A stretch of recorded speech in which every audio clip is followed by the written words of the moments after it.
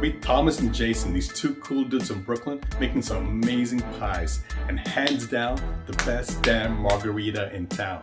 I'm Jason D'Amelio, Okay. one half of Brooklyn DOP. Tommy Ardito, the other half of Brooklyn.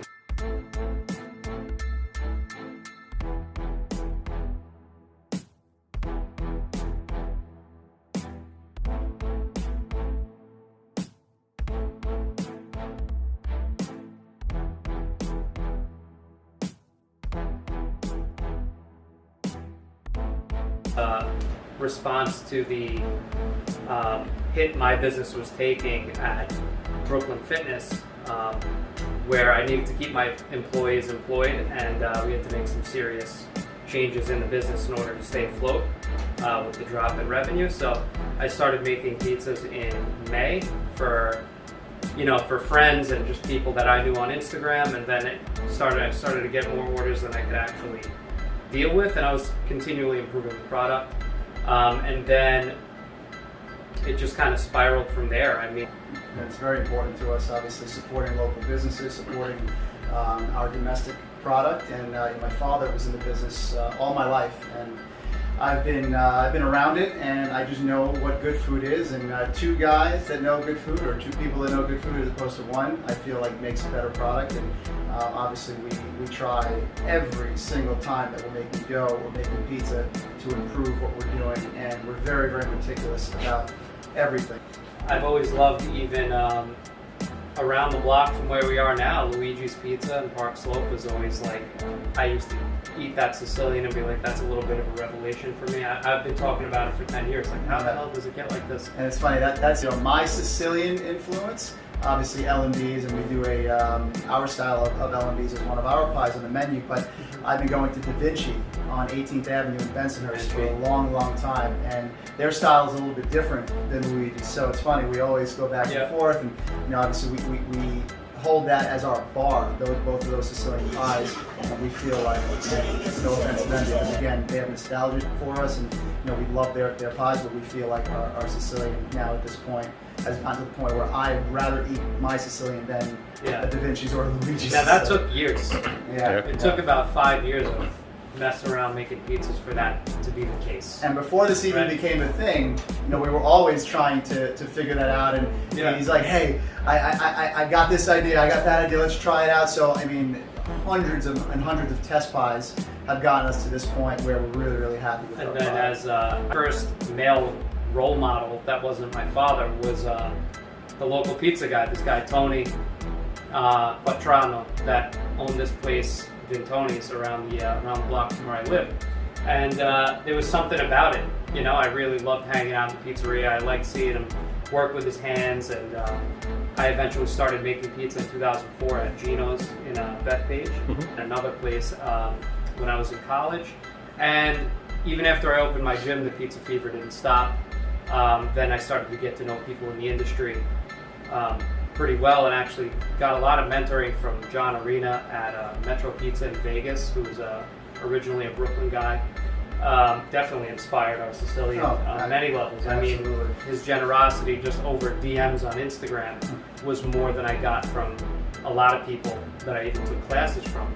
Another great influence for me was Andrew Scudera at Goodfellas Pizza. I actually did his mentorship right as the pandemic started happening, and got certified as a pizzaiolo over there, and we just 6 days went hard, and he let me take my own recipes and unleash them on his dining room, basically, which was awesome that he had the trust in me to do that. But as far as my personal influences, one of our pies, or one of our toppings in the pie, is the Don Vito, which is our spicy sausage and marinated shallots. And my father and his father happened to be named Vito, and my father was a butcher, and again, I grew up around that, so he's the one who makes our homemade sausage for the pizza. And as far as a pizza influence, I mean, again, he's really my pizza influence, but as far as Tony Gimignani, he's an amazing pizza mind. I've read his book, and he's given me a lot of inspiration to go along with what Tommy has taught me now. That depends on the day, man. Honestly, people ask this to us all the time, when they're asking what is your favorite pizza. I mean, if it wasn't my favorite, it wouldn't be on the menu. And it just depends on the day. I mean, some days we just want a nice thin, super crispy grandma Don Vito, or sometimes we want an old school Giuseppe, our take on the New York slice. Right. It's Yeah. so hard. It is. I mean, it the is. Margherita, how could you not? It is the queen for a Right. reason. Yeah, and that's what we and sometimes we like them upside down.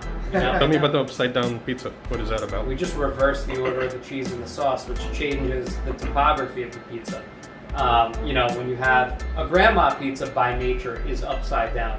So you kind of have those blobs of sauce on top of the cheese. The sauce kind of blankets the cheese in some spots, but then it super concentrates under the heat of the oven.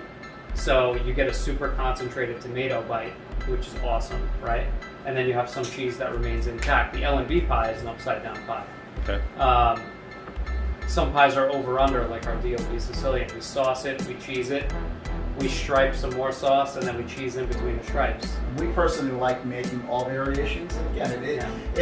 it all depends on what you're in the mood for that particular day, or what your specific style is, but we do it all. Yeah, but honestly, the menu is varied because it's partially about us. Like, we like making these different pizzas, so we like when someone switches it up on us. You know, let me do an upside down margarita. Okay, let's do it. So we actually went recently on journeys far and wide across the boroughs, looking for places that we're not cynical in that, like, oh, our pizza's the best pizza. Honestly, the best pizza is many times the first pizza that anyone ever ate, right? Like, nostalgia plays a big part of it. So. because you expect pizza to taste like that, so Yeah. it's really hard. But when we're looking at like just quality, I mean, we both really liked Paulie G's regular. Yeah. was really good. Other notables were, you know, Lindor was a good pie. Even a newcomer on the block, Zazzy's, makes Zazzy's. a really good pie. Shout out to Mimo. Excellent pizza. I mean, we really are doing kind of like a hybrid New York and Neapolitan style, and so is he, except we're using American flour and have a real New York style crust, and he's like using the Italian flour and getting a different crust out of it. And that's based on his inspirations as well, Yep. Robert at Castaic Pizza. Yeah, and his father was a baker, a bread baker too. So it's, whenever we sit down somewhere, we could tell if someone gives a shit about the dough. How many times I'm like, oh, we should try this place? You could tell they give a shit about the dough. Correct. You know, and that's the big thing And for you'll us. know 5 to 10 minutes later if it's sitting in your stomach or not.